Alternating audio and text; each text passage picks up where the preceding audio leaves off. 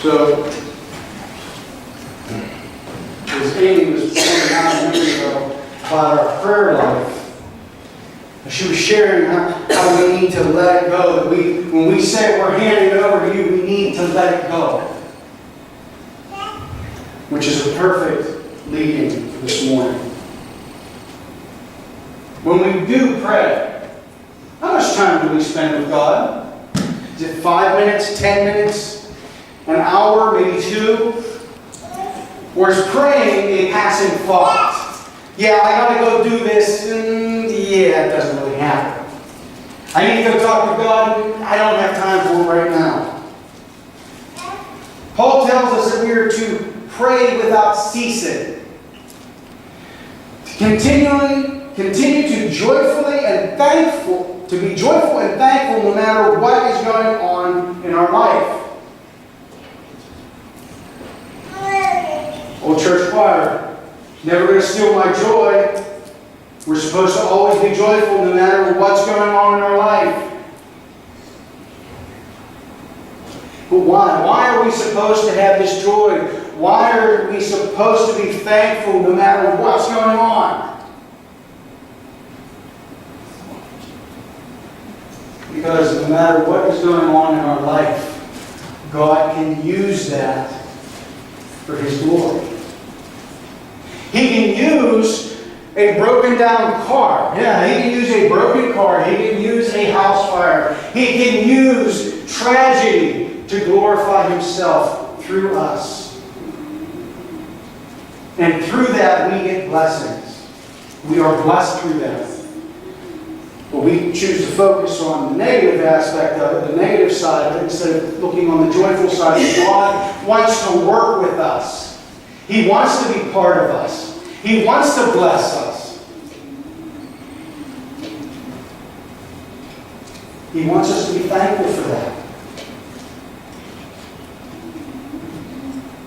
Because He loves us. He's shown that He loves us by sending His Son. How many of us would sacrifice our children for someone else? I don't see a single hand. On a good day. Let's put a good day. Okay. I see a couple parents going, that's an option?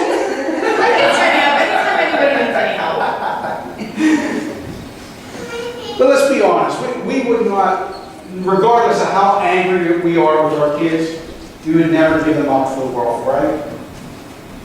We love them. We would never purposely harm them.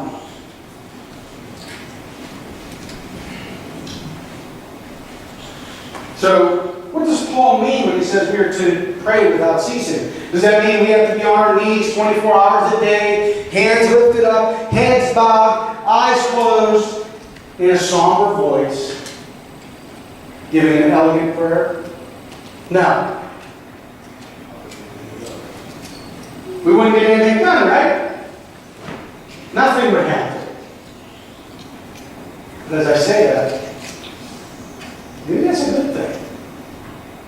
If we could devote that much time to an elegant prayer, to a formal, Lord, I'm coming to you, I'm making time to come to you, I'm taking this time to spend with you, I'm giving it. You know how devoted you'd be right there? How connected you would be with God? That's not what Paul's talking about. We're supposed to continually be in conversation with God. Supposed to speak and listen. Speak and listen. Share what's wrong in our life, what we feel is wrong. Share that with Him. Why we feel it's wrong. And wait for Him to respond. But we do those shotgun prayers. Hey, Lord, I need this. We keep moving. Reminds me, for those of us that grew up and have lived through the 90s, if you remember making a collect call, you remember the commercial for 1-800-COLLECT, 10 cents a minute? The son and daughter have a kid, and he's standing in the hospital, he picks up the phone, dials the operator. Operator says, "Can I have your name?" And hung up the phone. Father on the receiving end gets the phone call, says hello. The operator says, we have a collect call from Bob Data Baby Boy. He goes, well, thank you, and hangs up the phone. Mother stands there and says, well, who was it? Oh, it was Bob. They had a baby. It's a boy. Oh. It was a funny commercial, but is that our prayer life? God, we need you right now. I gotta go. God, could you do this for me? I gotta go. Is that how we're doing our prayers? Is that how we're spending time with God? Are we waiting for Him to respond? Are we thinking that if we say it quick enough, that He's going to respond in the same speed? Are we giving Him a chance to respond? I mean, if we're giving prayer like that, where is the direction coming from? Where is your guidance coming from? It's not from God. It's from everything around you. It's from inside yourself, what you want. Yeah, I prayed about it, I'm going to go do this. Well, what did God say? Well, I'm going to go do this because I prayed about it. Did God answer you? I don't know. You laugh, I heard that. Did God answer you? I don't know. Did you give Him time to? I gave Him 30 seconds. He didn't respond fast enough, so I made a quick decision. And when we do give God the time to respond, it's sometimes a response that we're not looking forward to. Because usually we make rash decisions quickly because that's what we want. How many times does someone come to you and say, hey, could you help me with this? Or, hey, I got a great opportunity for you. Are you interested? What's our first response as a follower? As a believer in Christ, you know what, I'll pray about that and I'll let you know. What we're really saying is, I got to see if I want to do that. If that's something that I want to do. How many times do we honestly go and pray about that situation? I mean, there are the times that, yeah, we will sit down, but on average, yeah, I got to think about that myself. And we give our answer. Instead of waiting for God to respond.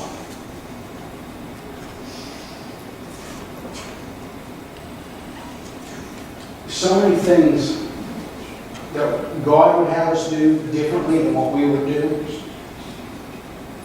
I mean, in our life, in our society, having the newest car, the biggest house, all your bills paid, that's you're living for God there. You got it done. You can claim to be a believer and you got all that done. God's really blessing you. Well, He might be. But did you actually listen to what He was telling you, or did you do everything on your own? Imagine the blessings if you would have went the other direction and listened to what He had to say. If you have those shotgun prayers, those 1-800-COLLECT prayers, you're really not listening to what He has to say. I was actually told yesterday, sitting with a friend, talking, asking how life is, how things are going. And he shared with me, oh, we're selling this house, and we're doing this, and we're going to go on this trip, and we're going to do that. And he goes, so how are things for you? Well, since we're on the financial end, I jumped into the conversation book. I got this due, this due, this due, this is late. And he stopped and he goes, but you're a pastor. I says, yeah. That's not a very good witness of Christ. And you have late bills. It's not a very good witness of Christ that you have overdue bills. You're a poor example of what a Christian should be. I was pretty hurt. And at that moment, in my mind, I went back to, I know how to fix that. I know how to fix it. My way. And I've tried it before. And I explained to him, I said, the thing is, I am in this situation because I'm following what God told me to do. My family and I have gone down this path because this is what God was leading us to do. Through prayer, over the last 6 years, this is the direction He's led us in. It wasn't to have all the glitz and glam that we had. It wasn't to have the newest cars that we would constantly go get. It wasn't for me to have a new bike. It wasn't for this. It wasn't for that. It was go this way. Give up this. Okay, Lord. And we did that. To the point where we are now. And I looked at him and I said, so is it a better witness to follow what I want and what the society tells me to get?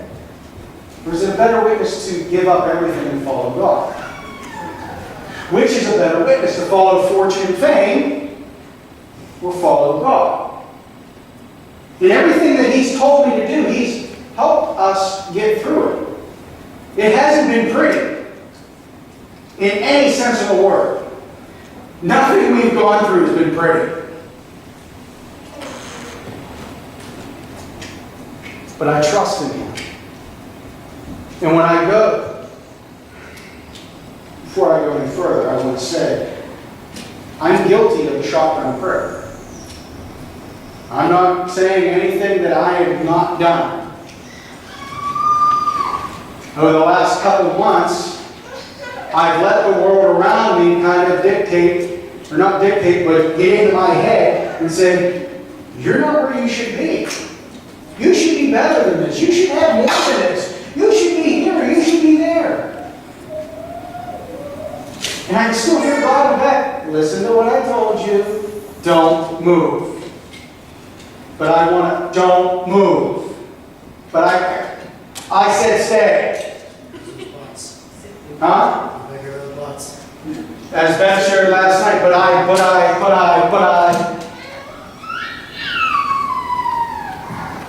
So when this was said to me yesterday, I was kind of crushed because I kind of looked up to this guy. I thought he was really following where God was.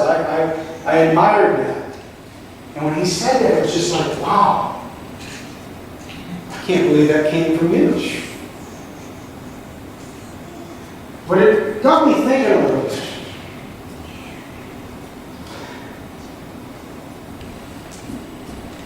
We're going to go to the Old Testament, 1 Samuel. It's 1 Samuel chapter 13, verses 2 through 14. And it's talking about Saul and Samuel. Saul's getting ready for battle. Okay? We're going to start off with verse 2. It says, Saul selected 3,000 special troops from the army of Israel and sent the rest of his men home. He took 2,000 of those chosen men with him to Michmash and the hill country of Bethel. The other 1,000 went with Saul's son, Jonathan, to Gibeah in the land of Benjamin. Soon after this, Jonathan attacked and defeated the garrison of Philistines in Geba. The news spread quickly among the Philistines, so Saul blew the ram's horn throughout the land, saying, Hebrews, hear this. Rise up and revolt. All Israel heard the news that Saul had destroyed the Philistines and the Philistine garrison in Geba. That the Philistines now hated the Israelites more than ever. So the entire Israelite army was summoned to join Saul in Gilgal. The Philistines mustered a mighty army of 3,000 chariots and 6,000 charioteers, and as many warriors as the grains of sand on the seashore. They camped at Michmash, east of Beth-aven. I'm going to apologize for my tongue tie.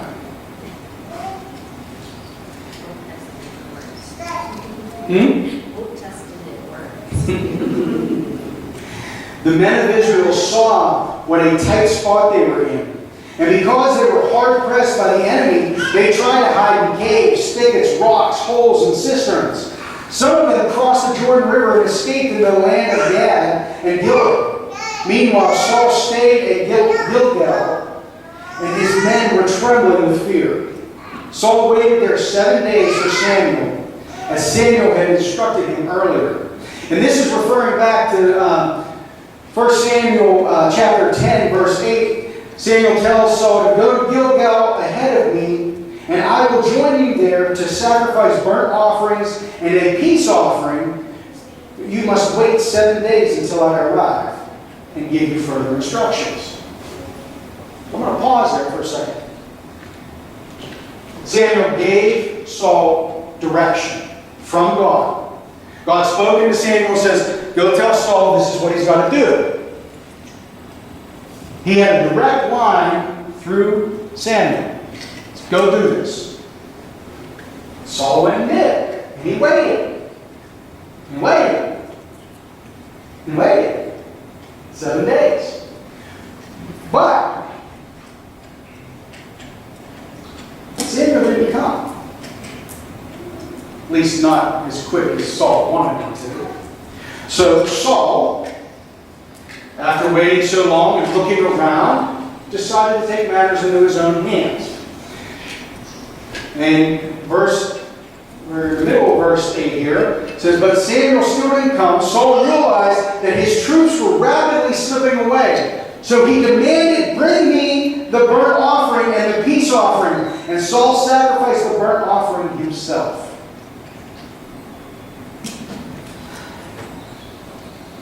Saul got caught in the middle of everything that was going on, seeing his troops leave, panicking and in fear because we're surrounded, we don't know what to do, and Samuel deserted us, he's not here.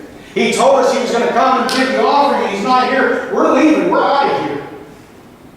Instead of being patient and waiting for God to speak to Samuel, or waiting for Samuel to get there, he took matters into his own hands. And that's where we're going to pick up. Just as Saul finished the burnt offering, Samuel arrived. Saul went out to meet him and welcome him, but Samuel said, what is this you have done? What have you done? Saul replied, I saw my men scattering from me, and you didn't arrive when you said you would. And the Philistines are in the ready to battle. So I said the Philistines are ready to march against us in Gilgal, and I haven't even asked the Lord's help. So I felt compelled to offer the burnt offering myself before you came.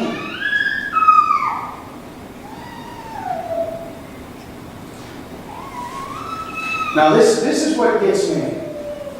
Because I hear this quite often myself. I'm sure you probably hear it once in a while too.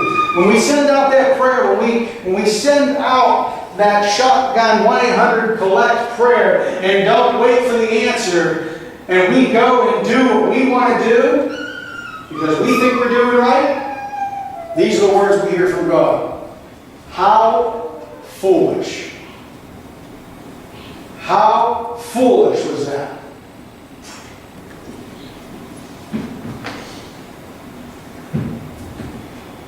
You have not kept the command that the Lord God gave you. Wait for me. Had you kept it, the Lord would have established your kingdom over Israel forever. But now your kingdom must end. For the Lord has sought out a man after his own heart. The Lord has already appointed him to be the leader of his people. Because you have not kept the Lord's command.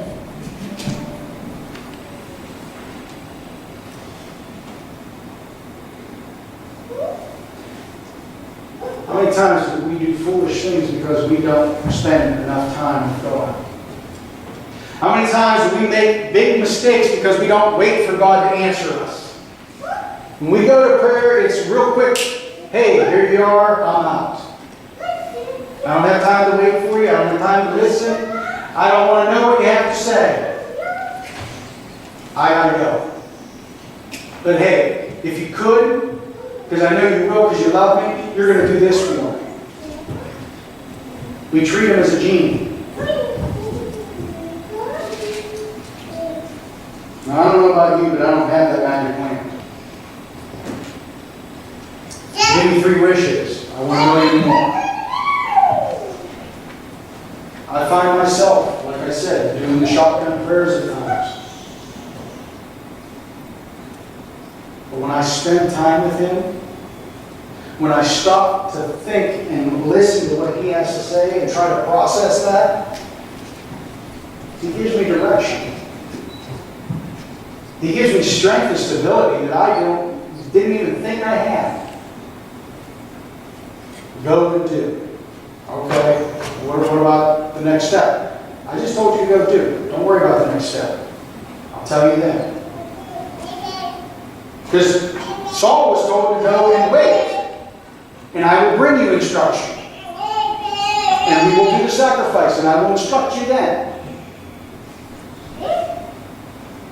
How many of us are sacrificing our time for God? Putting other things forward.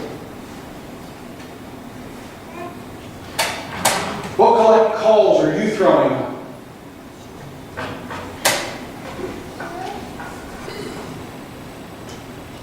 Though it's funny in a commercial, it's not funny when it's in prayer. God's not laughing, neither are you.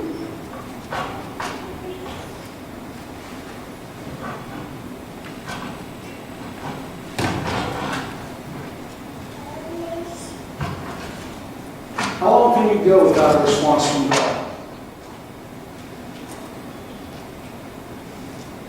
Think about that for a minute. How long can you go without hearing from God?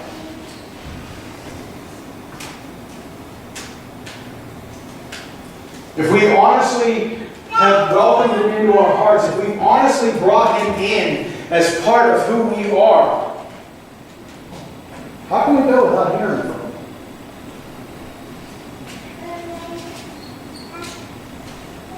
Personally, I can go maybe a couple hours before I start going insane.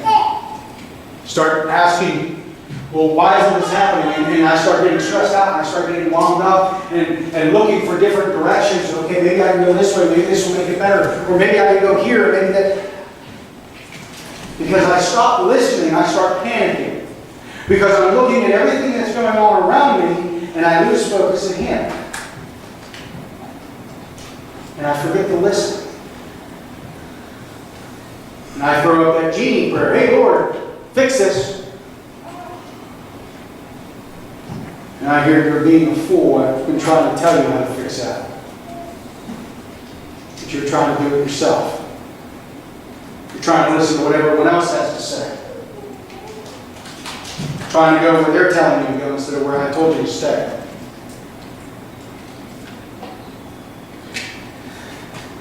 So how long do you spend with God?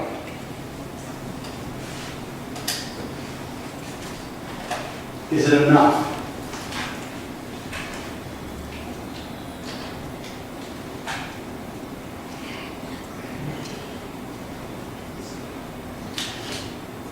And if you're just sending those collect call prayers, do you really have any idea what God has in store for you? Take a moment and think about that. If we're saying, God, I need you, and run it, and He actually has an answer for you, and you're not hearing it, do you have any idea where you're supposed to be right now? Are you supposed to be sitting here this morning? Or are you supposed to be out in the streets talking to someone else, sharing who God is? Because maybe that's where you're supposed to be, and not sitting here. But if we're not listening to God, we don't know that. So I want to challenge you. Not only to keep in constant conversation with God throughout the next week, but I'm going to challenge you, and I'm going to challenge myself, because like I said, I get caught up in life and I start looking around. Okay, I've sat too long, I got to move. Or things are going on over here and I got to be over there. Take some time this week. I'm going to give you a 15-minute window every day. At least 15 minutes. Spend with God. Start there. And that's stopping and just listening to what He has to say.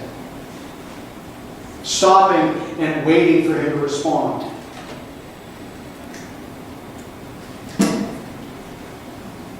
Trust me, 15 minutes can turn into an hour real quick. You got something you want to share? Yeah, earlier in the year, I'm not saying what happened, but George knows about it, something happened, and I was turning to God for an answer. And I literally sat on my kitchen floor for 6 hours straight praying. I lost track of time, and I prayed for 6 hours. And would you believe it? God answered me. It took 6 hours of praying, but He actually answered me. And my prayers came true. So what George is saying is absolutely right. The shotgun prayers, that can be nothing. Devote your time to God and express yourself the way you feel and give Him time to answer you, because He's not going to answer you right away. You have to give Him the time, and He'll show you the way. That's what I had to say. Sorry. That's helpful. If we can devote 15 minutes a day, that 15 minutes God may take and completely change your life. I've spent 15 minutes. Remember that Tuesday I came in for a meeting, and before the meeting I sat down to pray and just wanted to pray. Just wanted to spend some time with God. Before I knew, the door was opening an hour later.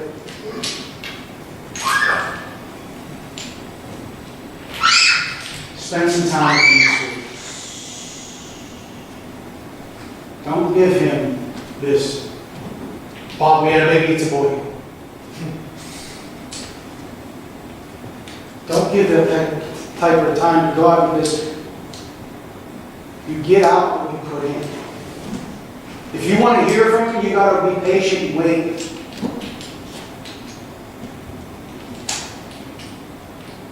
He hears and knows everything that's in our hearts.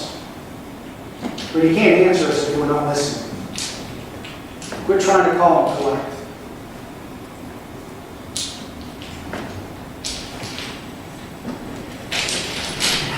Now, typically, I would close this in prayer. But I want you to take a couple minutes and spend time with God now. You pray. If you feel necessary to pray out loud, go for it. And spend some time with God this morning. Father, as we sit here in silence, listen for your voice today. I ask that you give us clarity and give us strength as we try to sit and listen to what you have to say. Father, there's so many things that distract us in our life. Our jobs, our families, our friends, phone calls. Help us to stay focused on you. Don't let our prayer life disappear, Lord. Because without it, we have no connection to you. There's no way to hear what you have to say if we're not listening to what you have to say. We're not giving you time. Help us to see that and understand that today. Help us to devote ourselves completely to you, so that we may hear your direction.